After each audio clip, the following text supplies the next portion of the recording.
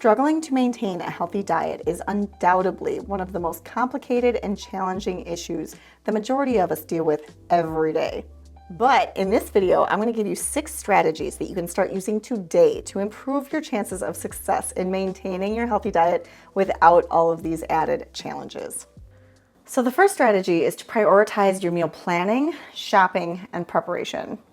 This is so much easier said than done. It actually takes me at least 3 to 5 hours a week, I would say, shopping, planning, prepping, throwing everything together, and making it palatable. But it is so worth it. This is my priority because if I did not do this, everything else in my life would fall apart because my diet is that crucial when it comes to my health. This strategy allows you to always have something in place, always have a plan for when you're inevitably going to get hungry. We always want to make the healthy choice the easy, accessible choice. There are so many temptations out there with gas stations and fast food restaurants and everything in between that is going to lure us off track from time to time. But if you have some pre-made food that you have already put the effort into going to get and to prepare and the money that you've invested in that meal, then you're more likely to choose the healthy option. Then you're likely to choose some of those artificially engineered foods or other hyper palatable, highly stimulating option.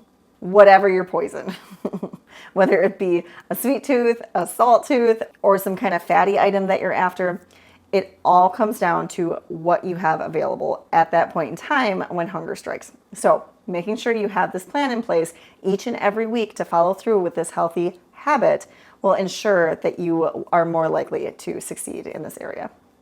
Make sure you use time management around times that you are particularly busy or stressed. So you don't always have to hold this super high standard for the types of meals that you should put out day in and day out, breakfast, lunch, and dinner, and possibly even for yourself along with other family members. So when times get a little challenging and you have more on your plate than usual, buy the frozen vegetables, buy the pre-chopped, pre-washed leafy greens, buy the canned beans, whatever it is that gets you to a point where you can execute this regularly, time and time again, without fail. That's what's important. Nobody's judging you. Nobody cares that you bought pre-diced onions. It just matters that you get the food on the table and it's nourishing. The second thing is to always travel with plant-based meals and snacks. I already kind of alluded to this in the first strategy, but yes, after you plan and shop and prepare those meals, it is kind of crucial that you bring them with you when you leave the home. Otherwise, you are so likely to give in to those social norms or pressures around bagels at the morning meeting or some Starbucks confection later on in the day. Always having something healthy available with you will ensure that you are much less likely to give in to these social pressures, regardless of how tantalizing those other options may be. This is true as long as you don't let yourself get too hungry, because hunger will override logic, unfortunately. We are animals and our stomachs tend to be bigger than our brains sometimes, or at least louder than our brains sometimes. Fruit is nature's convenience food. Bring an apple, bring a banana. It is so easy to eat those on the go. You don't need a spoon, you don't need any other utensil. You don't have to get fancy. You just want to stay nourished and keep your hunger drive at bay. But along with fruit, I'll typically take a whole day's worth of food with me if I'm leaving the home and I'm not sure when I'm going to be back. Now, I know that seems a little excessive, but I also eat gluten-free, so I literally can't eat things that aren't prepared in my home. So it's quite terrifying for me to go on vacation or to travel to any length without a huge tote of food with me.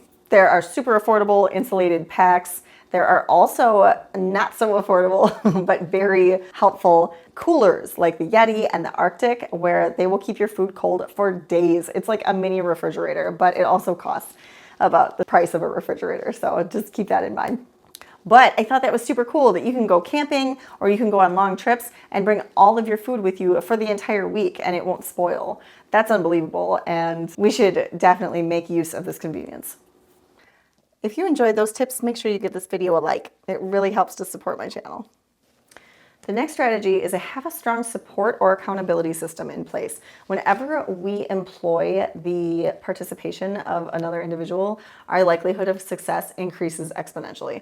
So if somebody else is on this journey with you, or if you're even able to just call a friend and let them know that you'll be touching base with them on your progress or your setbacks, that's helpful too. So I always recommend finding some kind of plant-based support group. The PCRM, or the Physicians Committee for Responsible Medicine. There's the PBNSG, the PBNOW, and there are a gazillion Facebook groups dedicated to whole food plant-based nutrition and staying on track with different hacks and different pieces of advice that you otherwise wouldn't have gotten had you not stumbled into that group. When it comes to family members who don't exactly follow the same philosophy of health that you do, just know that you can always find a common ground. You can always find a mutual benefit that the both of you or several of you would gain from eating a healthier diet. And if they're not on board at all, if they're completely opposed to eating more fruits and vegetables, then just know that you can still explain how important it is that you have their support with your own journey following this healthful dietary plan. Even if that means keeping a separate area of the fridge and the pantry and the freezer, or maintaining a safe space where they can keep their goodies, where you don't have to look at them every time you open the cabinet, that is really helpful. Because if we have to make that decision, that split moment decision over and over and over in our day, we inevitably will wane down and our willpower will diminish to the point where we are no longer able to make an educated response. Again, hunger will override logic, reason, rationale, anything that you put to the test. So just keeping it out of your eyesight is going to be incredibly helpful. And hopefully they'll be supportive enough to follow along with that request. But also make sure they know how important it is not to tempt you with these more highly palatable options that they might still be eating. So if they bring home a bunch of cookies or some ice cream or something, or your old favorite treat, just make sure that they know that you understand that they mean well and they're trying to show you that they care for you, but this is not the time and this is not the way to do it anymore. And you will show them consistently with your behavior that no, this is not the way I eat anymore, to the point where they will inevitably stop providing you with that treat or stop offering you with that treat. But they need to know in the first place, like, this is really bothersome for me and it really pushes me off kilter. So please, please, please do not offer it to me. It takes all my willpower to say no every time. Or there may be the opposite. Maybe the individual that you're living with is also having health problems due to dietary causes. So you would have another mutual benefit, but also you may have a mutual problem to begin with. So if you're starting a whole food plant-based lifestyle for medical reasons, then you'll likely both have the same common problem and a same common resolution if you were to adapt this way of life for the both of you, for your entire household, or for yourself, your spouse, and your children, or any other loved ones living with you. And thirdly, you can always invest in a professional nutrition coach like myself. This is a great way not only to gain support, but ongoing accountability. Sometimes that's exactly what people need to stay on track day after day after day to develop these healthful behaviors. If you're interested in a free consultation, make sure you click the link below in the description box. The next thing to work on is acknowledging and overcoming any self-sabotaging mindsets. There are so many of these. I'm not going to go over all of them in this video, but this is so often recognized in my weight loss clients, so I definitely wanted to include it in this video. The first one being progress, not perfection. There are a lot of individuals out there, myself included, who have this perfectionistic standard that they feel that they need to uphold, or they just say screw it. So this would entail following on plan all week long, getting to the weekend, totally losing it at a party and having a couple glasses of wine or something, and then letting that precipitate well throughout the weekend, and then Monday getting back on track. But that's not at all the way you want to handle this situation. When you have some sort of setback, just acknowledge it. Try to understand why you gave in to this temptation to begin with. Were you particularly hungry at that point in time? Was it way past your bedtime? Was it a particular friend that kind of triggered you or peer pressured you a little bit? Did you not eat enough starch in the meal before and were inevitably super hungry at this party? Like, whatever the case may be, just kind of take some data, acknowledge what happened, and move on. Get right back on track. Don't continue beating yourself up or feeling guilty or shameful or this is never going to work for me. I'm just not right for this lifestyle. It's never going to happen. Those ideas are not serving you. Nothing good can come out of shaming yourself. You're going to feel like crap. You're going to want to eat some more crap. And it's just going to snowball. So the sooner you can just acknowledge it happened, it was an isolated event, and just move on. Another self-sabotaging mindset is the self-licensing, or the I deserve this, or I need this reward after a hard day's worth of work or something. This is so common and so funny when you like put it under a magnifying glass. Like, what the heck was I thinking? I deserve this? Like, I deserve a piece of ice cream, or a piece of ice cream. I deserve a piece of pizza. Like, what does that even mean? Basically, you deserve to harm yourself. That makes no logical sense, but yet we use that tactic time and time again. Another common belief that tends to harm people's progress is this is too restrictive. When you start feeling like you are deprived of something, you are inevitably going to cave at some point and give into whatever it is that you feel you're being deprived of. So if you can just get that out of your head from the beginning, that would be in your best interest. Look at this as a simple adjustment, because it's not like you're restricting calories, you're just altering the types of foods that you're eating. That's completely different than had you completely gotten rid of a meal or a food group or something. That's a different story. That's not what we're doing here. We are including all the major wonderful plant-based food groups. You're just being judicious about certain options. The next one I hear often, usually in like week 2 or 3 of working with people, is that they consistently tell themselves, oh, this won't work because I can't eat this way forever. This is not a lifelong thing for me. So in turn, this is not sustainable, supposedly. That's the narrative. But it's also at this typical 2 to 3 week mark where your taste buds finally start to adapt and adjust to these new flavors. So you don't have to feel like I can't eat this way forever, because it's not going to bother you in any way, shape, or form in another week or 2. It's going to be your new way of eating, and you're actually going to look forward to those new foods as opposed to those old, super hyper stimulating foods that you used to incorporate on a regular basis. So yes, you're going to be super saturated with dopamine from eating a highly palatable diet day in and day out, year after year, where it's going to take a transition period and you're going to need to neuroadapt. And that does take a few weeks or so. And it's different for everybody. We all have different genetic variations and different degrees of exposure to these foods. So it takes everybody kind of a slightly different period, but on average, it takes 3 to 4 weeks to completely reset your palate. And that's such a freeing feeling. And the last self-sabotaging mindset is that of the ideal. I need to make my meal a specific way each and every time I make it. That is not at all the case. You can adjust your expectations from day to day and meal to meal based on what is going on in your day, what other stressors are in place. There are so many things that can derail us from whatever it is that we had anticipated for any given day, or how we expect things to unfold each day. So naturally, we need to ebb and flow along with our dietary choices. So instead of creating something from scratch that entails all 4 or 5 major plant-based food groups, maybe you can only incorporate 2 or 3, and maybe some of those items are prepackaged or pre-chopped or pre-washed or pre-cut, but nonetheless, they are a far more healthy choice than DoorDash.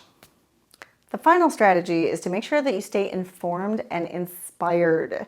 So staying informed just means to maintain some sort of immersion in plant-based nutrition, education, and material, whether that means podcasts or books or documentaries, YouTube videos, whatever your pleasure. Just do it consistently enough to maintain that narrative around you at all times, instead of the messaging from our society of eat what's fast and convenient and whatever it is that you're craving, or the message from people with your health in their best interest reminding you to eat the most healthful options available regardless of what's in your environment. So maintaining that level of positive messaging coming from the plant-based nutrition world as opposed to the latter will increasingly help your chances of success when it comes to maintaining a healthful dietary pattern, particularly because it's the exact opposite of what the rest of the world is doing, or so it seems the majority of the time. It's obviously not to that extreme, but it does feel like this can be a lonely journey sometimes. But it's something that you just have to get used to and learn how to maintain on your own to some extent. This is also an important piece because nutrition is constantly evolving. This is a brand new science. It's only been around for a little over 100 years or so. So we really don't know much about it. That's why so many of the research studies are like, I don't know, So many doctors are, I don't know, like there's not a definitive response to any of these things because we still don't know. There's still some level of uncertainty with the majority of the information. When you do a literary review and look at study after study after study and see inconclusive, inconclusive, inconclusive, that's really the best we can do when it comes to the majority of the information, because it's really hard to study diet. How do you get somebody to stay on a dietary plan that's completely backwards to what they had preferred or what they had in mind for their life for, 50, 60, 70, 80 plus years? It's just not feasible at this point in time, unfortunately. There have been certain studies, however, like the Epic Oxford and the Adventist Health Studies. Those are really beneficial when it comes to looking at different populations who follow this way of life regardless of what the researchers would like them to do. So vegans, vegetarian, pescatarian, lacto-ovo, like all the different array of dietary patterns they are able to follow and see differences in biomarkers and health outcomes. So things like heart disease and diabetes and so on and so forth. So I know this may sound super self-serving, but I think it's also super important to find some sort of plant-based influencer that you really resonate with. Somebody who's living this lifestyle and showing you the practicality of it all, how to actually go about making the food and purchasing the food and putting the food together in a way that's delicious yet super nutritious is very, very powerful, because it feels like you have your own personal guide and you can just turn it on and turn it off at your leisure, as opposed to, having a friend who eats this way that you guys gotta match your schedules together or something along those lines. So finding somebody that you can relate to who's carrying out this lifestyle already and providing wonderful hacks and tips and advice on how to go about succeeding on this healthful diet long term. This is also helpful when it comes to expanding your repertoire of recipes. So building upon the herbs and spices that you're comfortable with, or the types of cuisine that you typically cook with. That is so crucial to making this a lifestyle as opposed to just a diet. On a diet, you can follow a few meal plans, lose some weight, and then regain all the weight and possibly then some as soon as you're done with the diet plans. But with a lifestyle, you actually follow it long term and are able to build upon it from time to time with different recipes that you can get familiar with, and they don't take you as much time to execute each and every time you make them. And you put your own spin on things and learn how to make it favorable not only for you but for your family. So there are all sorts of resources out there these days to help you with that. There's High Carb Hannah, Plantful Kiki, Chelsea May, Chef AJ is a huge one. There are so many wonderful doctors that you can be inspired by following her show, because they implement this lifestyle too, and they are physical proof of the outcome and the longevity aspects and how you can really thrive when you give your body the proper tools. The next major strategy is knowing your why. Why are you motivated to do this? Why do you want to be healthy? Do you want to watch your grandkids grow up? Do you want to make it to a certain family reunion or achieve a certain goal that's going to take you a lengthy amount of time? There are so many reasons that we can benefit from health and longevity, but do you know what your specific reason is? Because this isn't always apparent.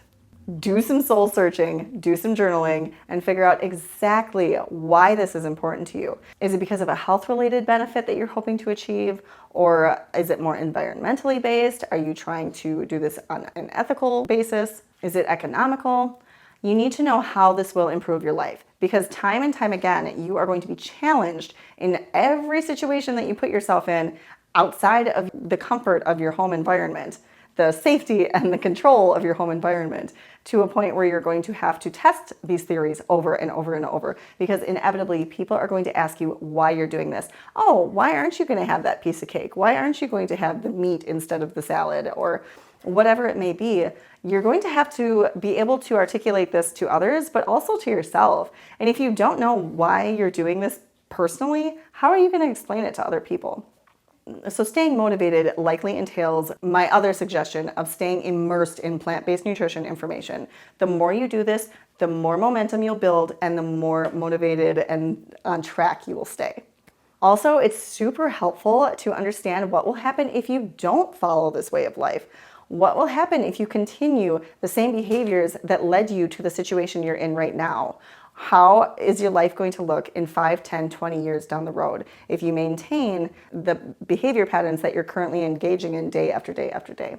It's probably not a pretty picture. So keeping that picture in your mind has actually been shown to be really motivating and beneficial when it comes to trying to make any kind of behavioral change. So I know that's kind of counterintuitive, but seeing your life in 5, 20 years from now, if you had continued what you're doing right now to get the results you're getting right now and how much they're going to progress and deteriorate as you age, that can be super motivating. Or perhaps you don't want to be a burden on your family members and have them take care of you and spend all of their finances on home care and retirement centers and all of those things that are so unnecessary but so prevalent in our society. There's no wrong way to do this. Whatever your why is, just keep it close and remind yourself day after day after day. Okay, so we went over 6 strategies that you can utilize on this plant-based journey. Number 1, prioritize your meal planning, shopping, and prep. Number 2, always, always, always travel with something plant-based on hand. Number 3, have a strong support system or professional accountability. The next one's overcoming self-sabotaging mindsets, as well as staying informed and inspired and knowing your why. I hope these tips were helpful. I'll see you guys in the next one.